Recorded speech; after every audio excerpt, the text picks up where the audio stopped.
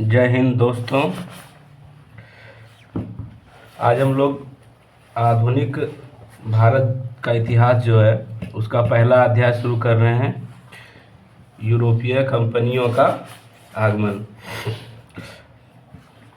आखिर ऐसा क्या हुआ जो यूरोपीय कंपनी एशिया भारत में उनका आगमन हुआ। तो देखिए, सबसे पहले ये समझना पड़ेगा कि भारत में आने का जो मार्ग था वो क्या क्या था। अगर हम उस समय की बात करेंगे तो भारत में मुख्यतः दो मार्ग थे। ठीक है, एक विदेशी प्रवेश कर सकते थे। प्रथम मार्ग जो था आपका वो स्थल मार्ग होता था, और द्वितीय मार्ग क्या था, एक समुद्री मार्ग था। उस समय तो कोई हवाई यात्रा ऐसा कुछ था नहीं। तो उस समय जब भारत में प्रवेश करते थे तो उत्तर पश्चिम का जो सीमा होता था, जिसको जैसे कि हो गया आपका खैबर दर्रा, खुर्रम दर्रा, बोलन दर्रा, ये सब जो था अफ़गानिस्तान के पास, वहाँ से भारत में प्रवेश किया जाता था। ठीक है, और दूसरा जो रास्ता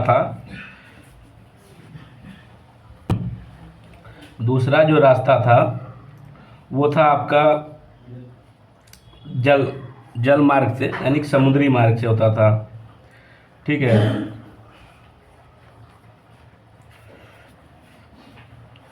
तो क्या हुआ कि 14वीं शताब्दी में और 14वीं से 15वीं शताब्दी के बीच क्या हुआ कि अरबों का प्रसार जो था ना बढ़ते गया, और ये प्रसार इतना बढ़ गया कि उन लोगों ने क्या किया, 1453 में उस्मानिया सल्तनत ने क्या किया, कुस्तुनतुनिया को जीत लिया। और ये कुस्तुनतुनिया जो था आपका स्थल मार्ग पे ही था, और फिर वो लोग जो थे यूरोपीय जो आते थे तो उससे वो लोग अब एक बड़ी टैक्स मतलब वसूला करते थे, और एक तरह का उनके साथ धोखाधड़ी भी हो जाता था। तो ये सारी परेशानियां यहाँ हो रही थी। तो अब इसी प्रयास में क्या हुआ, यूरोपवासी जो थे समुद्री मार्ग को ढूंढने का प्रयास कर रहे थे कि भारत कैसे पहुंचा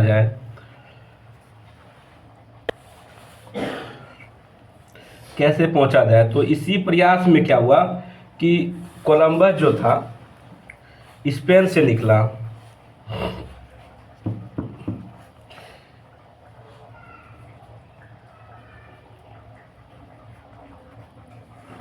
समुद्री मार्ग के द्वारा ठीक है, भारत की खोज करने का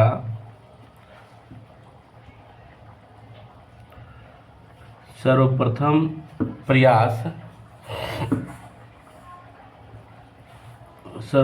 प्रयास जो किया था वो कोलंबस स्पेन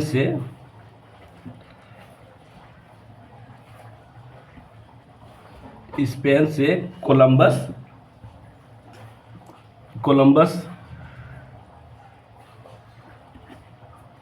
निकला।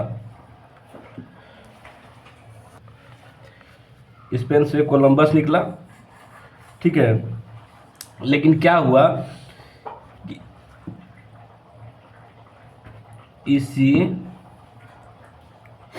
इसी खोज के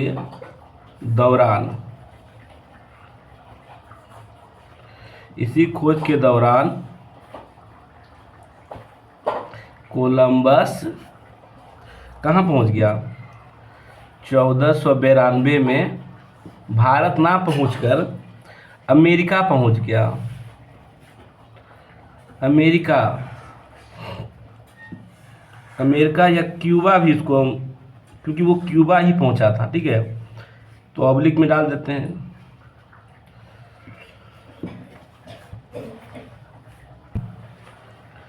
क्यूबा पहुंच गया।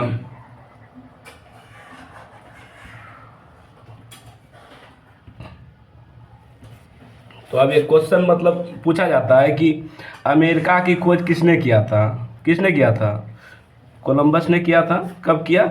1492 में। ठीक है, ये तो हो गया आपका। आशा अंतरिप। आशा अंतरिप आप लोग समझ पा रहे हैं कि मैं 1 मिनट में एटलस निकाल लेता हूँ, आप लोग को थोड़ा सा इस पर बताता हूँ, तो शायद आप लोग ज़्यादा बेहतर समझ पाएंगे।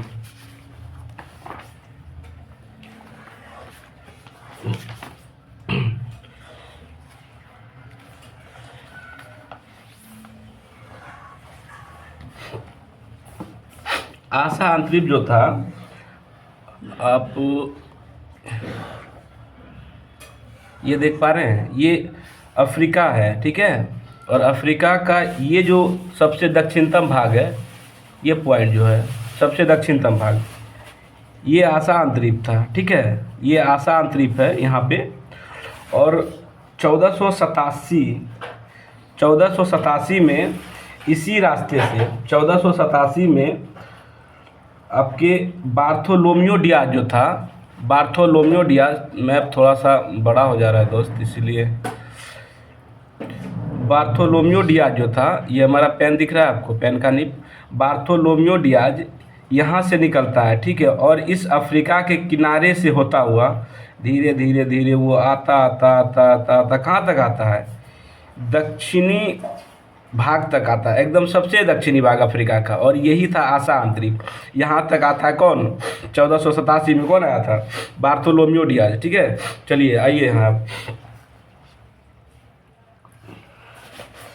अब लिखिए 1487 में बार्थोलोमियो डियाज, याद रखिएगा ये नाम, पूछता है बार बार।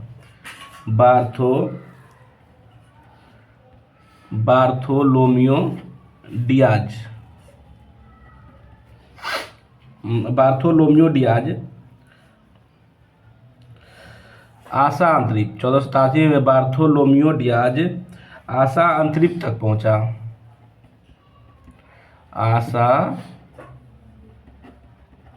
आशा अंतरिप यहाँ लिख देते हैं ब्रैकेट में आप लोगों के लिए कि अफ्रीका का अंतिम किनारा, ठीक है। अफ्रीका का ये अंतिम किनारा था।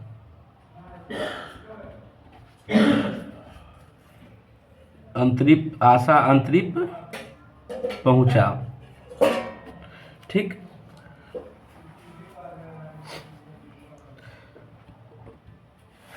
आशा, इसे का क्या मतलब हुआ? आशा अंतरिप, इसे तूफानी, क्या? इसे तूफानी अंतरिप, इसे तूफानी अंतरिप कहा, ठीक है।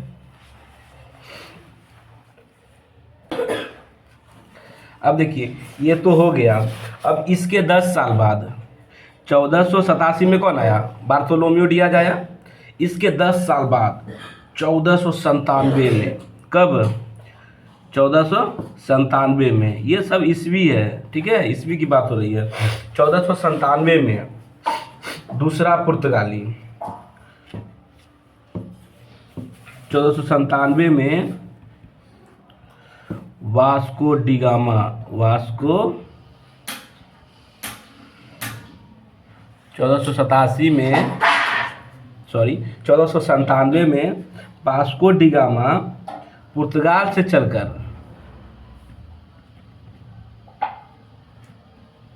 पुर्तगाल से निकलकर कहाँ तक पहुंच गया? ये आशा अंतरिप तक आया। आशा अंतरिप तक पहुंचा। आशा अंतरिप तक आ गया, ठीक है।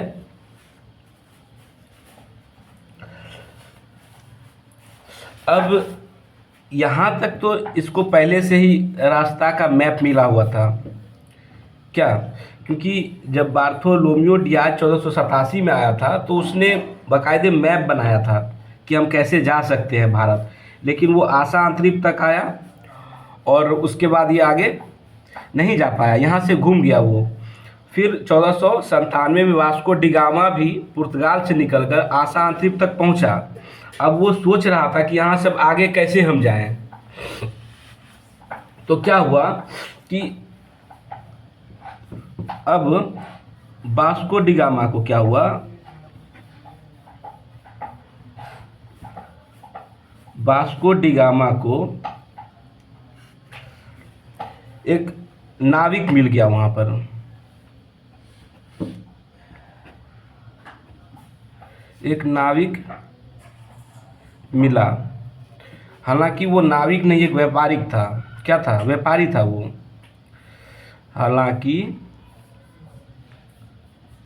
हालांकि वो एक व्यापारी था। वास्को डिगामा फिर उससे पूछता है कि भारत का रास्ता कैसे जाएंगे, पता है क्या आपको? तो उसका नाम अब्दुल माजिद था। वो बोलता है कि हाँ चलिए ना, आपको हम भारत घुमा देते हैं, क्योंकि वो भी भारत का ही था। और कहाँ का था? वो गुजरात का था। ठीक है, तो व्यापारी था जिसका क्या नाम था? जिसका नाम अब्दुल माजिद था। अब्दुल माजिद, अब्दुल माजिद था जो एक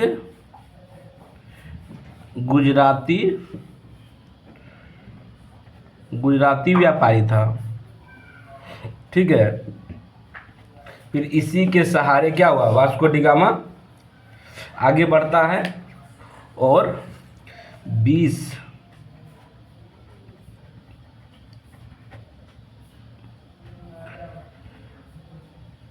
वास्को डिगामा 20 मई, डेट भी याद रखिएगा, 20 मई 1498 को भारत के पश्चिमी तट पे कहाँ पहुंचा था?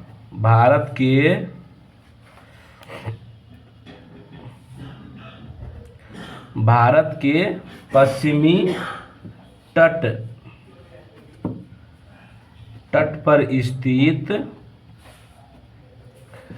पर स्थित कालीकट बंदरगाह। कौन सा बंदरगाह था? कालीकट बंदरगाह पर पहुंचा। जैसे कि ये हो गया आपका। जब वास्को डिगामा भारत पहुंच चुका है तो क्या हुआ, भारत पहुंचने वाला समुद्री मार्ग की क्या हुई, खोज हो चुकी थी।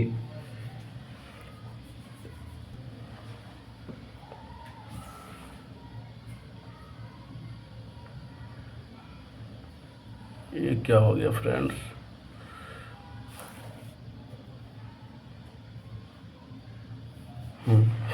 ठीक,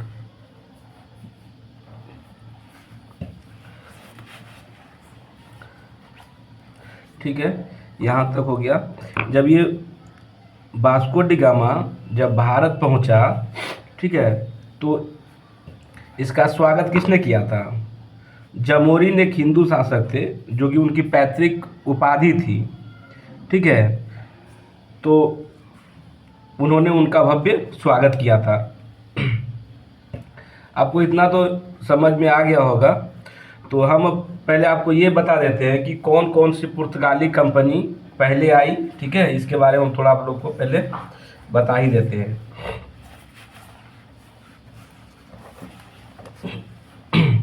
हेडिंग दीजिएगा, कंपनियों का आगमन का काल। ठीक है, कंपनियों के आगमन का कालक्रम।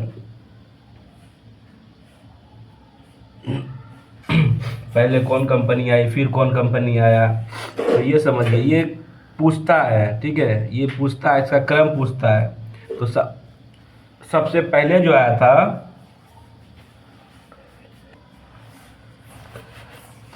लिखिए, सबसे पहले कौन सा कंपनी आया था? पुर्तगाल सबसे पहले आया था, ठीक है। कब आया था? 1498 ईस्वी में, ठीक।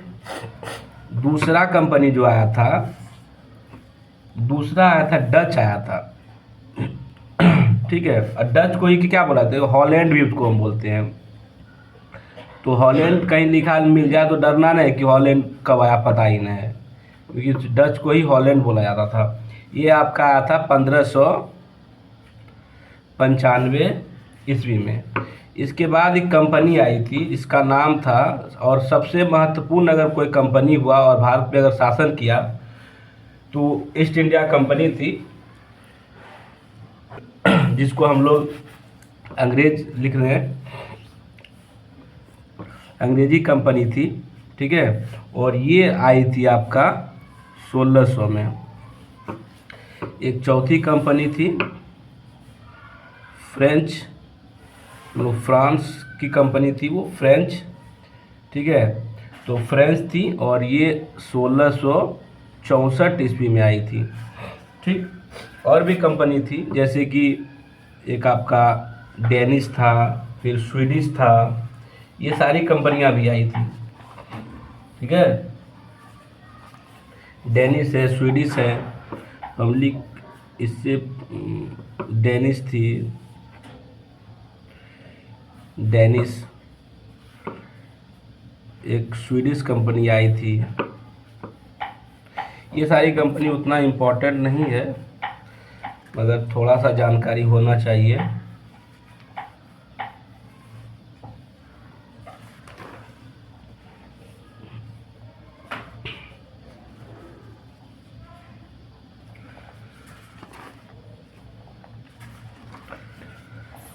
स्वीडिश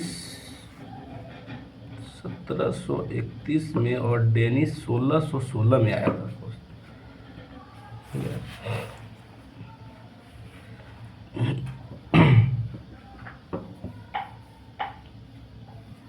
ये थोड़ा सा कालक्रम यहाँ ये होगा है, यहाँ हम लिख देता हूँ इधर। ये प्रथम कंपनी थी, ठीक है, ये द्वितीय थी,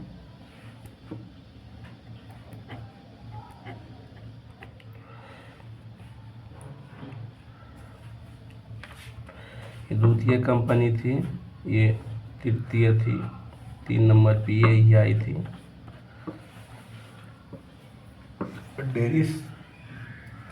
डेनिश कंपनी 1616 में ही आई थी फ्रेंड्स। तो ये चौथी कंपनी थी।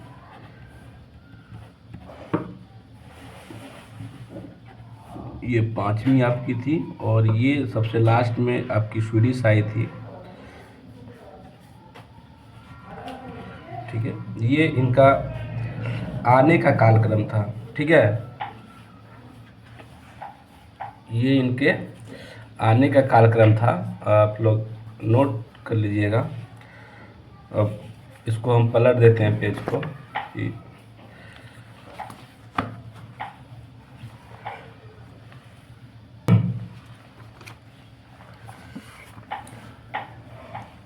अब एक चीज़ ये इसमें देख लीजिएगा, एक ये भी आता है, कभी कभी पूछता है कि कंपनी जो आई थी तो वो अपनी जो कोठी का स्थापना की थी, ठीक है, तो उसका क्या क्रम था, तो वो भी देख लीजिएगा आप।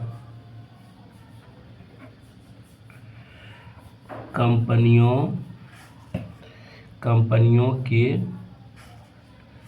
कोठी या कंपनी का स्थापना हम लिख सकते हैं यहाँ पे, कंपनी की स्थापना का क्रम, ठीक है। तो देखिए इसमें भी क्या था कि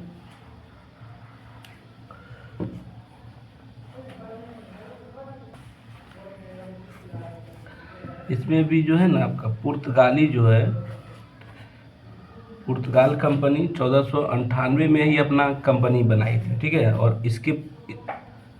और अंग्रेजी कंपनी जो था वो 1600 में आई।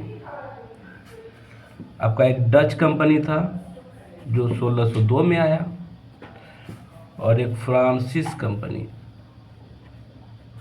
1664 में आया। यहाँ पे जो कालक्रम था, आने का जो क्रम था, उसमें आपका ईस्ट इंडिया कंपनी जो है, जो अंग्रेजी कंपनी है, वो बाद में थी और डच पहले थी। लेकिन जब कंपनी की स्थापना का बात हुआ तो इसमें पहले अंग्रेज कंपनी आई और बाद में फिर डच कंपनी अपनी कंपनियों की स्थापना की है। ठीक है दोस्त, इतना तो बता ही दिए। अब हम एक एक करके पढ़ेंगे। और हम जो नोट्स आपको बनवा रहे हैं ना, ये बहुत ही अच्छा नोट्स है। आप एक बार इसको पढ़ के देखिए, आधुनिक भारत के लिए आप एकदम निश्चिंत हो जाइएगा, कहीं एक भी क्वेश्चन बाहर नहीं जाएगा, क्योंकि हम ऑथेंटिक चीज़ से पढ़ाते हैं। ठीक है, चलिए अब हम लोग एक एक करके कंपनी को देख लेते हैं। सबसे पहले किस कंपनी को देखा जाए, क्योंकि पुर्तगाली कंपनी सबसे पहले आई है, तो हम सबसे पहले किसको देखेंगे, पुर्तगाली कंपनी को देखेंगे। ठीक है,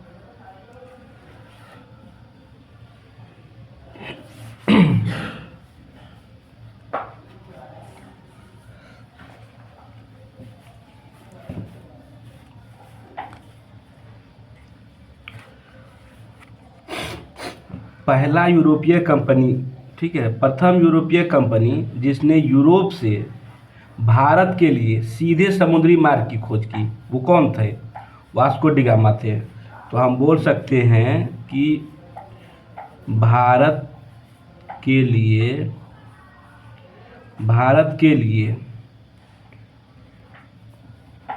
यूरोप से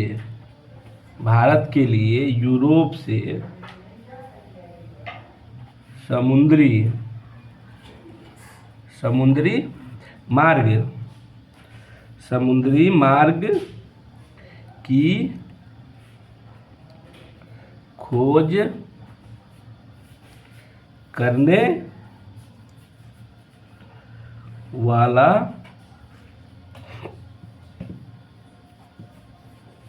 कौन था,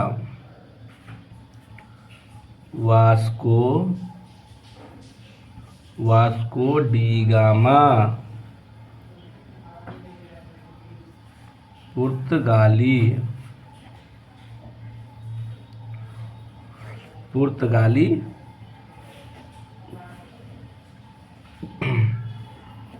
पुर्तगाली नागरिक था। ठीक,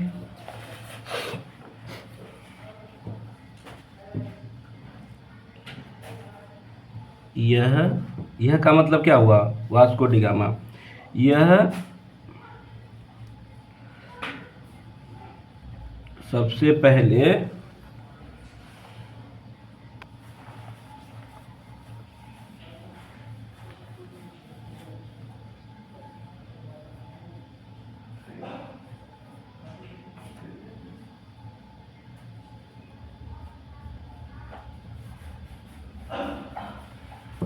यह सबसे पहले 1498 में कालीकट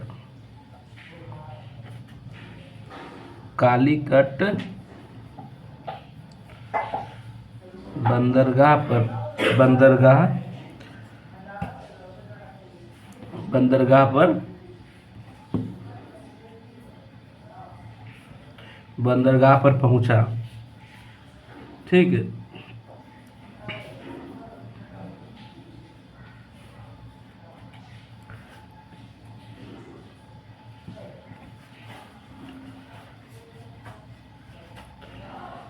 यहाँ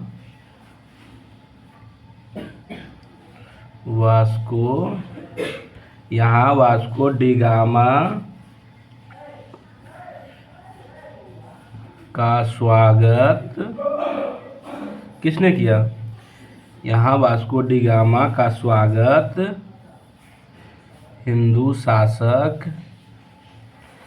जमोरिन, नाम याद रखिएगा, ये पूछता है, जमोरिन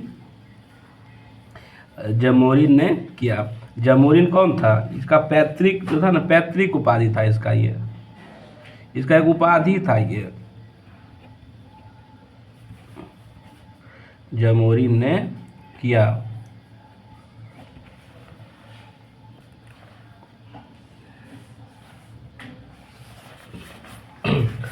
स्वागत किया। किंतु कालीकट में जो थे बसे हुए अरबवासी जो थे वहाँ पे, उनका रवैया ठीक नहीं था। वास्को डी गामा का जो शासक था, वास्को डी गामा पुर्तगाल के शासक, एक क्वेश्चन यहाँ पूछता है कि वास्को डी गामा पुर्तगाल के शासक डॉन हेनरिक के प्रतिनिधि के रूप में भारत आए थे। एक क्वेश्चन पूछता है कि वास्को डी गामा को मतलब यहाँ कौन भेजा था? तो याद रखिए कि वास्को डी गामा जो था, वास्को डी गामा को पुर्तगाली शासक क्या नाम बताए? Don Henrique. क्या नाम था? डॉन हेनरिक, जिसको हम लोग का मतलब है कि इसको मतलब अन्य नाम इसका है प्रिंस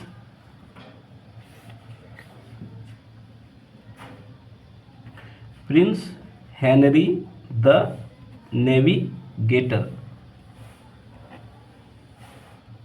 नेविगेटर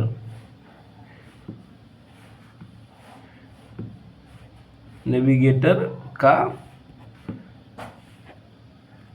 प्रतिनिधित्व के रूप में आया था,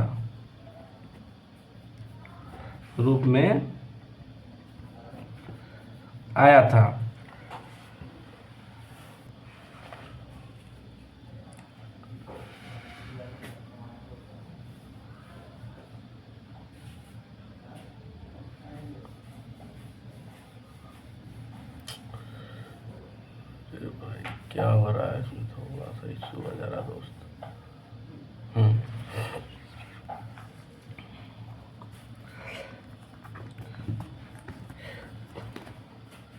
चलिए नेक्स्ट। जब वास्को डी गामा भारत से वापस पुर्तगाल लौटा, ठीक है, यहाँ से जमोरिन को जब बोला गया, जमोरिन को पता चला कि वास्को डी गामा जो यहाँ आया है वो मसालों के लिए आया है, ठीक है, क्योंकि आप लोगों को पता है कि जो यूरोप का क्षेत्र है वो काफ़ी ठंडा प्रदेश है, ठीक है, और वहाँ पे जो गर्म चीज़ खाने से उन्हें क्या होती थी कि वो सरवाइव करने की उनकी क्षमता बढ़ती थी, और भोजन वगैरह को प्रिजर्व करके रखने के लिए मसालों की ज़रूरत होती थी। तो मसालों की बहुत डिमांड थी, इसलिए समुद्री मार्ग की भी खोज हुई इसी वजह से कि उन्हें ज़्यादा टैक्स वगैरह ना देने पाए। जो अरबवासी जो थे आपके कुस्तुनतुनिया पे वो कब्जा करके बैठे थे, तो इसी वजह से तो ये समुद्री मार्ग की खोज हुई थी। और जब वास्को डी गामा यहाँ से जाने लगा तो उसने जहाज भर करके यहाँ से मसाले ले करके गया। जब वो यूरोप गया और उसने उन मसालों को बेचा, सेल किया, तो 60 गुना प्रॉफिट हुआ था। इसका मतलब है कि अगर वो 1 रुपया का यहाँ सामान खरीदा तो वहाँ 60 रुपया उसको प्रॉफिट हुआ।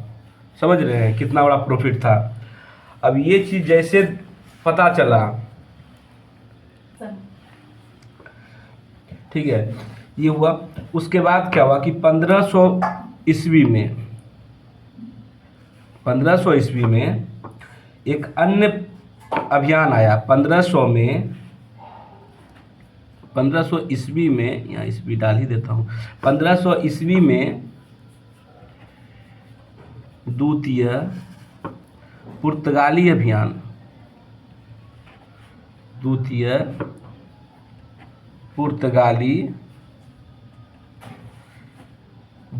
पुर्तगाली अभियान जो आया, पेड्रो, क्या नाम है, पेड्रो अल्वारेड कैब्राल,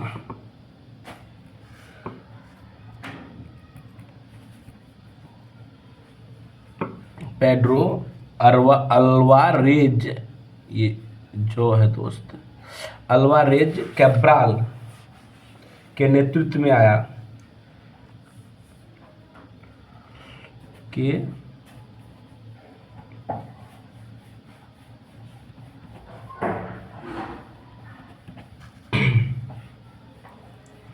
उसका अरब व्यापारियों के साथ भीषण संघर्ष हुआ। जो अरब व्यापारी में बता रहे थे ना आपको, वो अरब व्यापारियों के साथ पेड्रो अल्वारेज कैब्राल का जो है ना संघर्ष हुआ, और अंततः क्या हुआ, अरबवासी हार गए।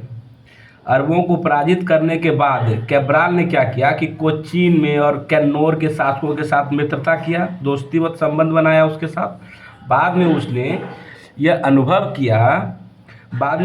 किया कि क्षेत्रीय राजाओं के आपसी विवाद से क्या है, जब वो क्षेत्रीय राजा जो थे एक क्षेत्र से दूसरे क्षेत्र के बीच क्या था, हेय दृष्टि से देखते थे दूसरों को, और उनके संपत्ति उनके राज्य को हड़पने की दृष्टि से देखते थे।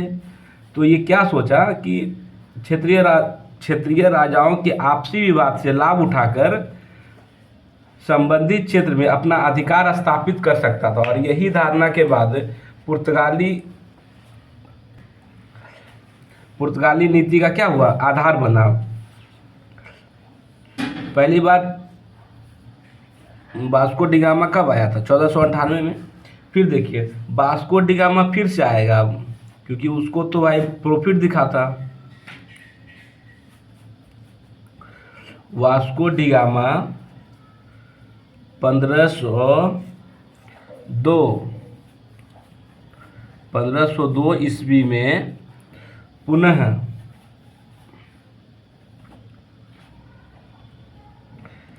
भारत आया। 1502 ईस्वी में पुनः भारत आया, ठीक।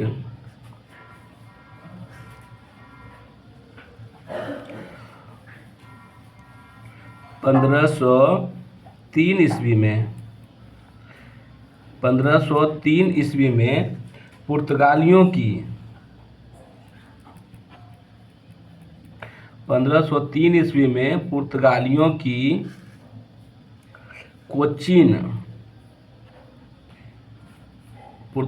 की कोचीन में पहली फैक्ट्री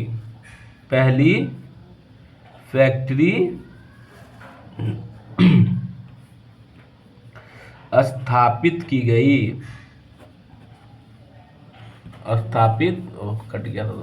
फैक्ट्री स्थापित की गई। फिर 1505 में क्या हुआ, एक नई नीति बनाई गई जिसके अंतर्गत क्या था कि 3 वर्ष के लिए गवर्नर को नियुक्ति की गई। तो आप याद रखिएगा एक पॉइंट कि पुर्तगालियों ने क्या किया, पुर्तगालियों ने 1505 में बनाया था नीति, ध्यान रखिए ये बात। 1505 ईस्वी में 1505 में एक नई नीति बनाई, ठीक है। इस नीति का क्या उद्देश्य था, इस नीति का उद्देश्य था कि 3 वर्ष के लिए गवर्नर की नियुक्ति। इस कट रहा है भाई, ओहो 1 सेकंड। इस नीति का उद्देश्य था कि 3 वर्ष तीन वर्ष के लिए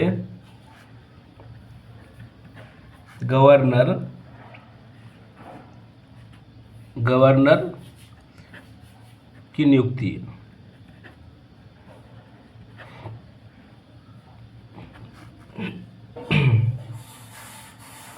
और इसी के क्रम में सर्वप्रथम इस पद पर, मतलब इस पद पर पुर्तगाली का जो ये गवर्नर बना, तो सर्वप्रथम इस पद पे सुशोभित होने वाला गवर्नर कौन था?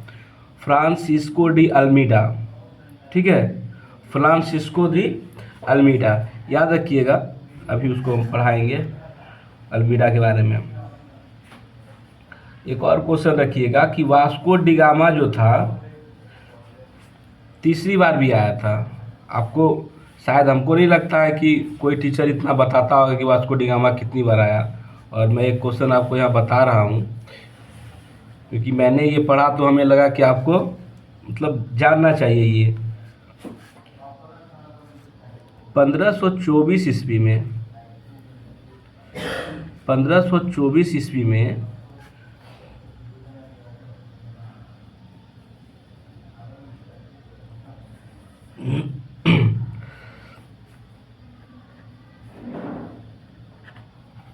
पुर्तगाली वायसराय के रूप में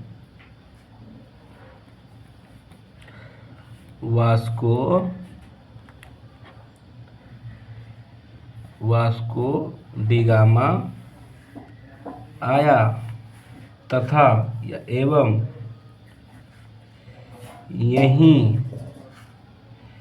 यहीं पर दिसंबर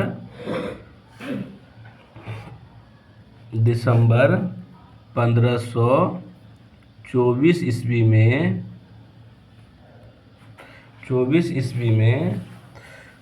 कोचीन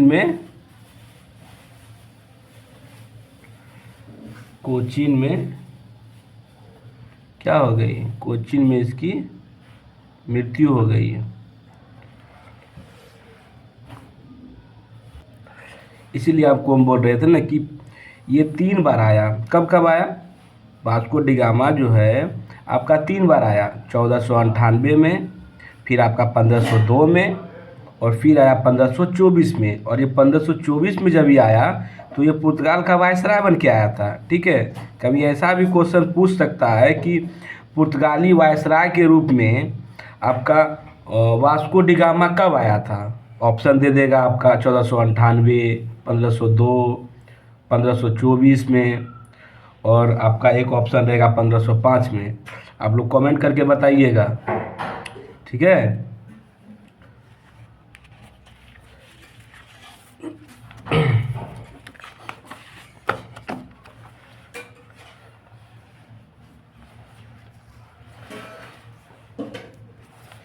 चलिए अब हम लोग पुर्तगाल के जो गवर्नर थे उनके बारे में पढ़ते हैं। पुर्तगाल कंपनी जो पुर्तगाली कंपनी थी उसका पहला जो गवर्नर था उसके बारे में हम लोग देखते हैं। उसका नाम था फ्रांसिस्को डी अल्मीडा। क्या नाम था? Francisco de Almeida. ये 1505 से 1509 तक 1505 से 1509 तक पुर्तगाली कंपनी का गवर्नर बनकर रहा। और इसने जो जो महत्वपूर्ण काम किए उसको हम देख लेंगे। ठीक है, सबसे बड़ा बात क्या था कि प्रथम पुर्तगाली गवर्नर कौन था, तो हम यहाँ लिख लेंगे, नोट करिए आप लोग। प्रथम पुर्तगाली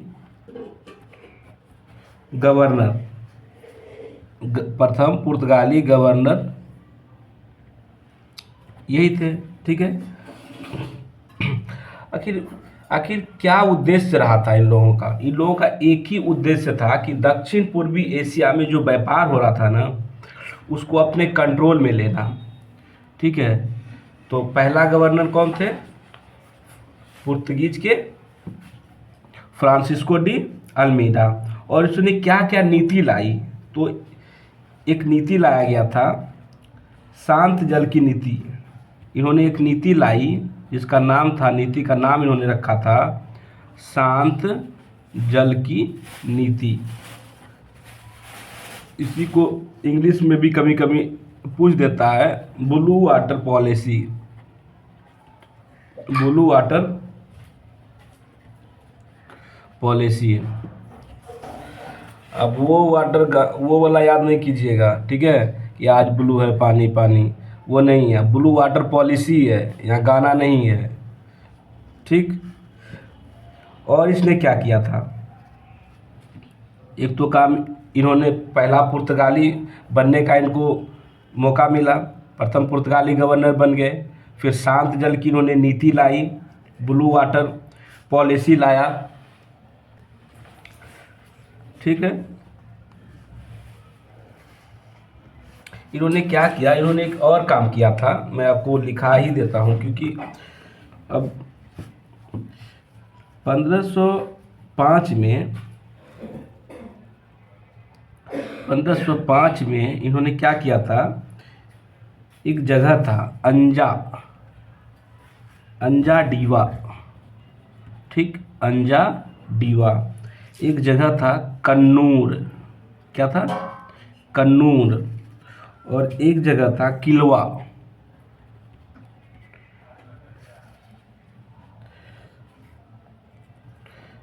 क्या किए? यहाँ पे जो है ना, दुर्ग स्थापित किया गया। दुर्ग स्थापित, दुर्ग मतलब तो आप लोग समझ ही रहे थे, किला की तरह बनाया जाता था, अभेद्य होता था, मतलब जल्दी इसको कोई भेद ना सके, कोई आक्रमण ना कर दे, तो इसको इस प्रकार से बनाया जाता था।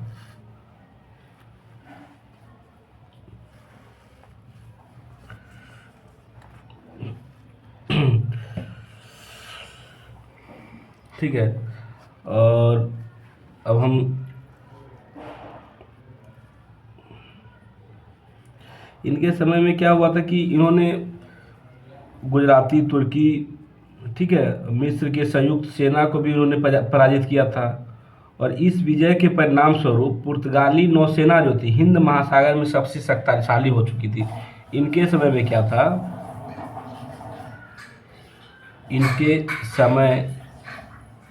इनके समय में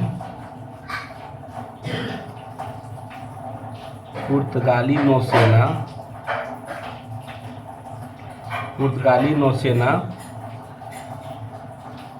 हिंद महासागर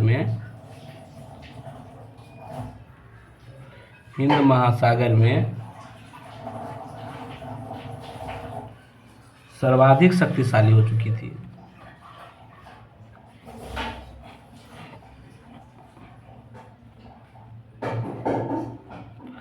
सर्वाधिक शक्तिशाली हो चुकी थी।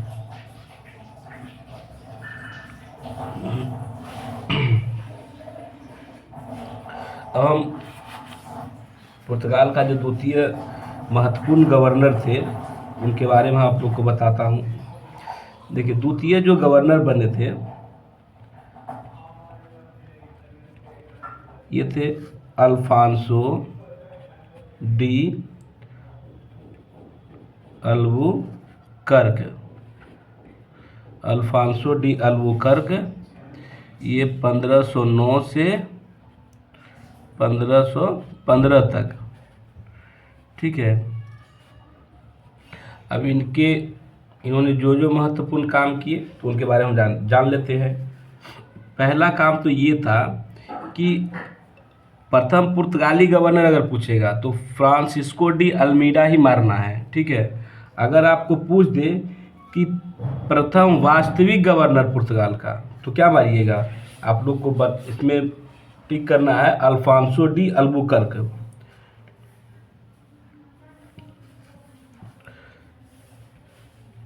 भारत में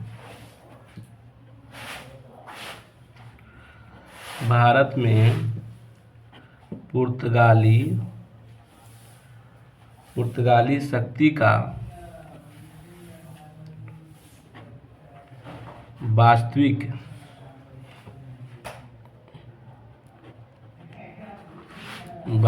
नींव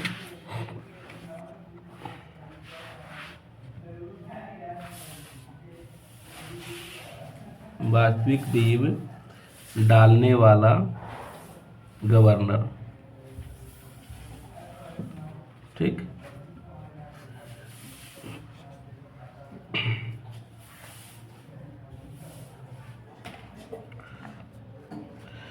इसी के समय इसी के समय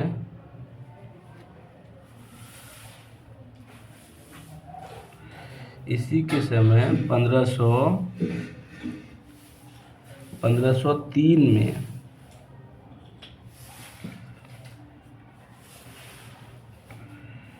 कोचीन में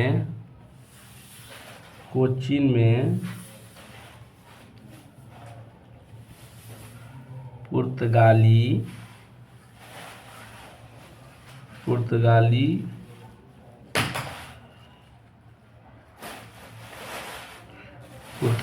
के प्रथम दुर्ग का निर्माण हुआ।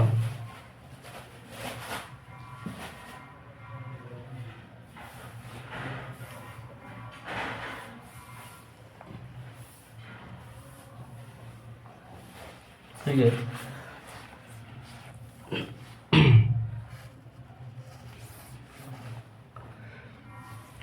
इनका एक और महत्वपूर्ण काम क्या था, इन्होंने क्या किया 1510 में इन्होंने गोवा का जो समृद्ध बंदरगाह था उस पर अधिकार कर लिया। 1510 में, सॉरी दोस्त, वो थोड़ा दिक्कत हो रहा है इसमें। 1510 में गोवा के, इसको काटिए, गोवा पर अधिकार कर लिया। इस समय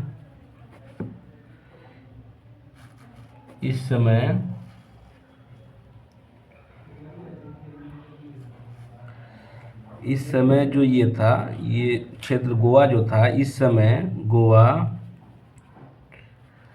बीजापुर के एक शासक था। गोवा बीजापुर के शासक यूसुफ आदिल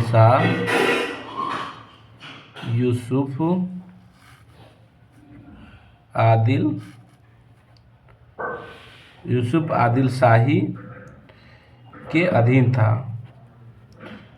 तो यहाँ पे ये हुआ कि किसको हरा करके ये जीता, तो बीजापुर के शासक यूसुफ आदिल शाह को पराजित करके गोवा पर क्या किया, अधिकार कर लिया। फिर हुआ कि 1511 में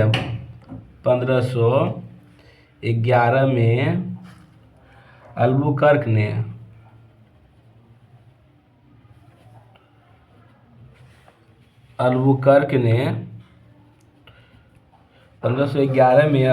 ने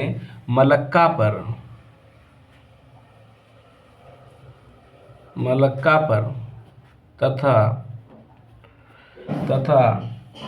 1515 में फारस की खाड़ी में एक बंदरगाह, फारस की खाड़ी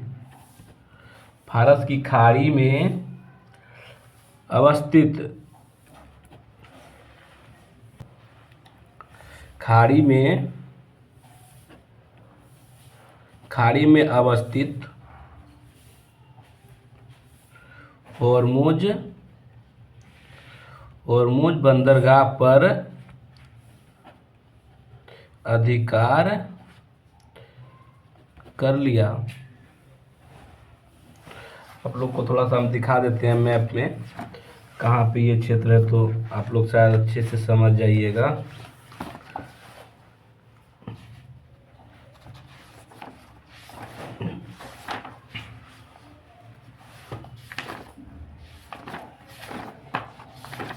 हॉर्मुज आपको ये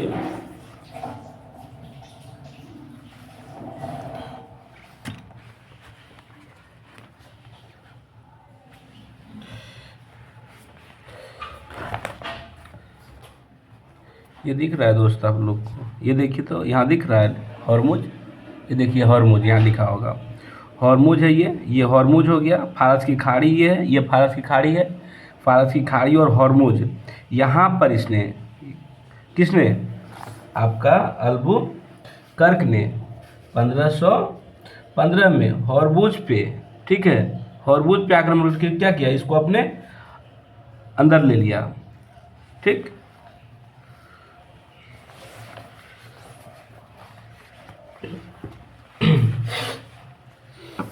आइए नेक्स्ट।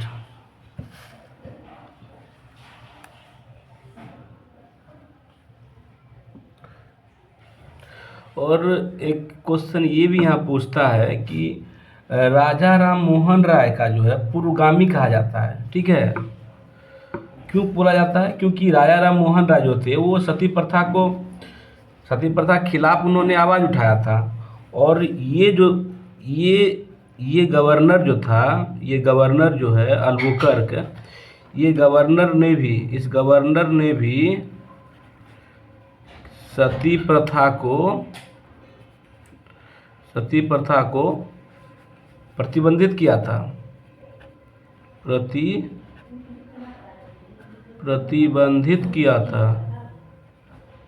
प्रतिबंधित किया था। इसी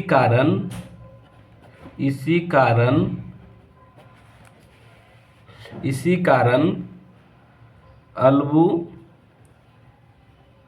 अल्बुकर्क को राजा राम मोहन राय का पूर्वगामी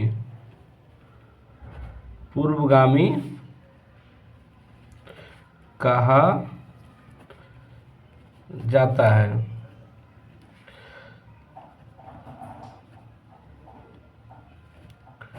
अल्बुकर्क ने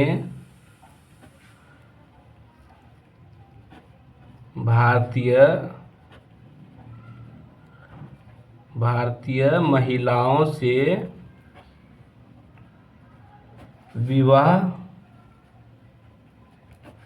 करने के लिए भी प्रोत्साहित किया था। एक और इसमें महत्वपूर्ण आपका है गवर्नर, जिसका नाम है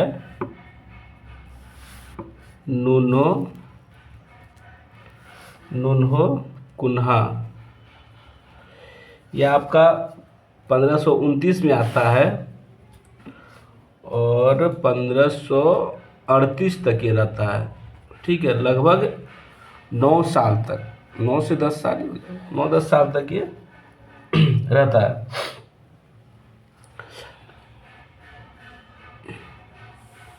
यह अल्बुकर्क के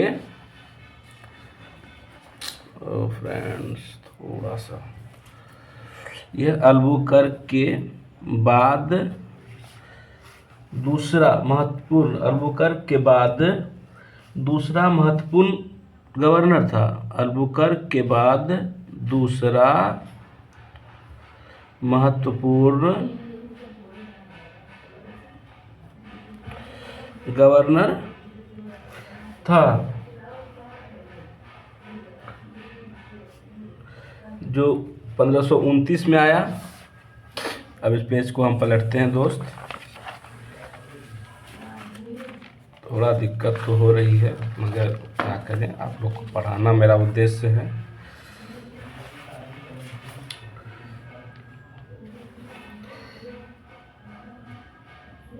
नुन्हो कुन्हा से हम नेक्स्ट पॉइंट की बात करें।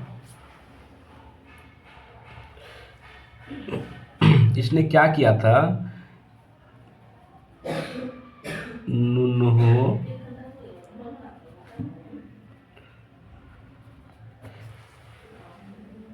नुनहो कुन्हा, ठीक है, नुनहो कुन्हो, नुनहो कुन्हो ने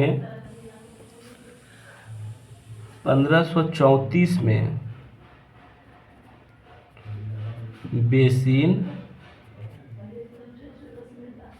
बेसिन तथा 1535 में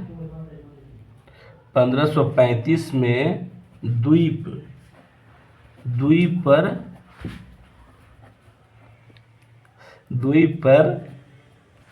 अधिकार कर लिया।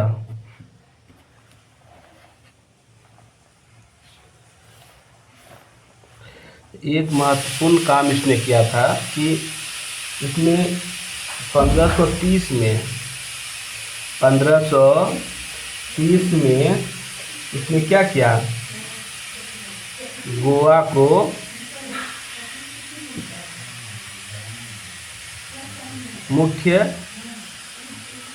मुख्य केंद्र पर लाया। यानी कि उसने कोचीन से, जो मुख्य केंद्र कोचीन में था, उसको कहाँ ले आया, वो फिर आपका गोवा ले आया 1530 में। और इसके बाद तो दोस्त चलिए एक पॉइंट और आपको लिखाते हैं, इससे हट के है कि एक और गवर्नर का याद, गार्सियो दा नरोहा, एक और गवर्नर था, याद रखिएगा, गार्सियो दा नारोहना, ठीक है। एक महत्वपूर्ण पुर्तगाली गवर्नर जो 1538 में भारत आया।